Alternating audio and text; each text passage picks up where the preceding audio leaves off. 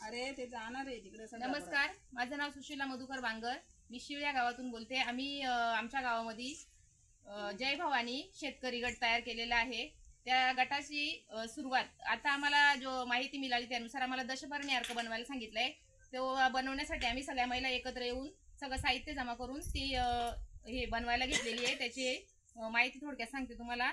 आम्ही त्याच्यासाठी 10 प्रकारची पानं तयार केलेली आहेत. हा करंजाचा पाला आहे 2 किलो, चंदारजोत आहे 2 किलो, कनेरी लाल कनेरी आहे 2 किलो, वनई 2 किलो, रुईची 2 किलो, पपईची पानं घेतलेली आहेत 2 किलो, गुरवेलचा पानं घेतलेली आहे 2 किलो, सीताफळ घेतलेली आहे 3 किलो, त्याच्यामध्ये लिंबाडा 5 किलो, देशी गाईचं शेण घेतलेलं आहे 5 किलो आणि गोमूत्र 10 लिटर घेतलेलं आहे. मिरचीचा ठेसा घेतलेला आहे 2 किलोचा आणि लसणाची पेस्ट अर्धा किलोची. अशा प्रमाणामध्ये आम्ही हे साहित्य घेतलेलं आहे.